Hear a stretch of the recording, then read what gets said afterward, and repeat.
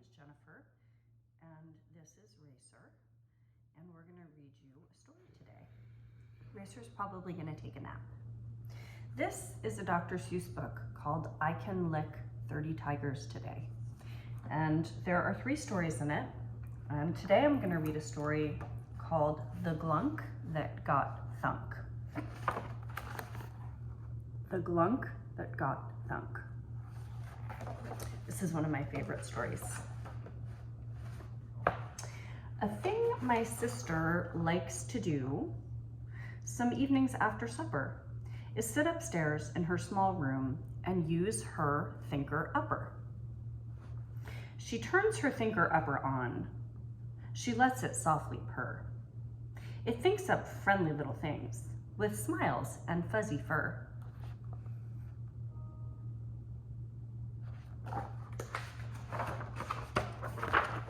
She sometimes does this by the hour.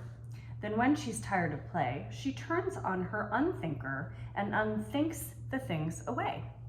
Well, one evening she was thinking up some fuzzy little stuff, and sister sighed, "This stuff's all right, but it's just not fun enough. I've got to think up bigger things. I'll bet I can, you know.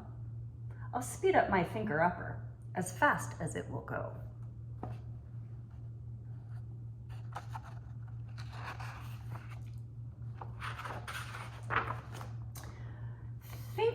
Think, she cried. Her thinker upper gave a snorty snore. It started thunk, thunk, thunking, and it never had before. With all her might, her eyes shut tight, she cried, "Thunk, thunk, thunk, thunk some more." Oh. So she's thinking really hard. Then blunk, her thinker upper thunked, a double clunker clunk. My sister's eyes flew open, and she saw she'd thunk a glunk.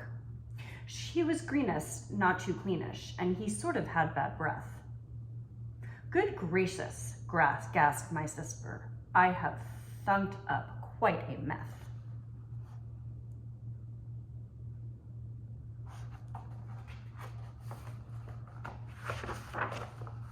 She turned on her unthinker, tried to think the glunk away, but she found that her unthinker didn't seem to work that day.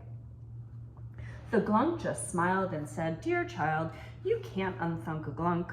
Ask anyone, they'll tell you that a glunk can't be unthunk. I'm here to stay forever in your lovely, lovely home, and now with your permission, dear, I'll use your telephone.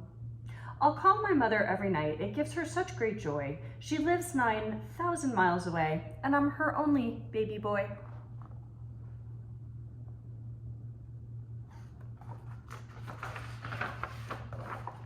"Long distance is expensive," sister cried. "Get off that line."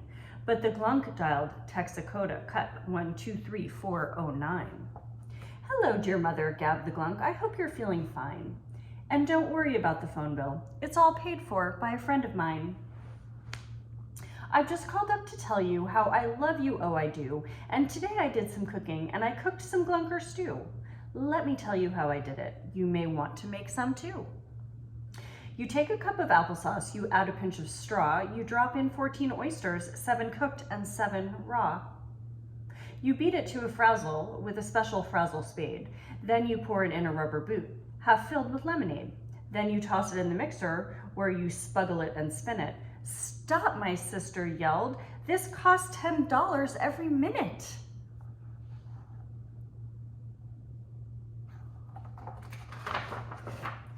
"Money? Pooh," the glunk just laughed. "Don't think of things like that." Then he said, "Now, darling mother, let me see. Where was I at? Oh, you take it off the mixer when the stew is nicely pink. Then you add a hunk of something, hunk of chuck-a-luck, I think. Then you chuck in chunks of chickles. Then you plunk in 7 cherries. And then you plunk in, mother dear, 3 dozen kinds of berries. Now, mother mine, please do this right. Those berries that you're plunking, unless you plunk them with great care, will keep the stew from glunking." "Stop, stop," my little sister screamed. "It's not a funny joke. My father can't afford this call. My father will go broke."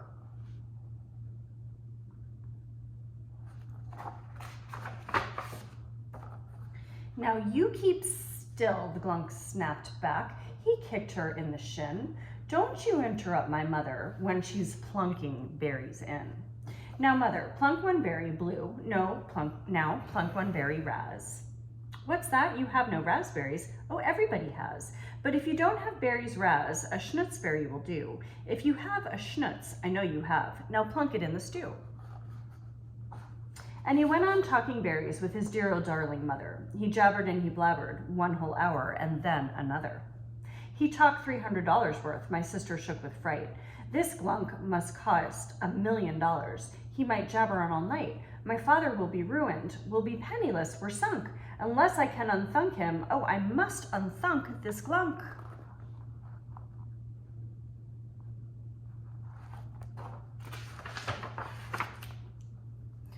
And that is how I found them. She was standing there unthunking.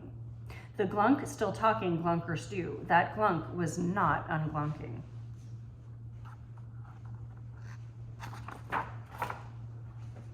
Could she unthunk the glunk alone? It's very doubtful whether. So I turned my unthunker. We unthunk the glunk together. Then I gave her quite a talking to about her thinker-upper. Now she only thinks up fuzzy things in the evening after supper.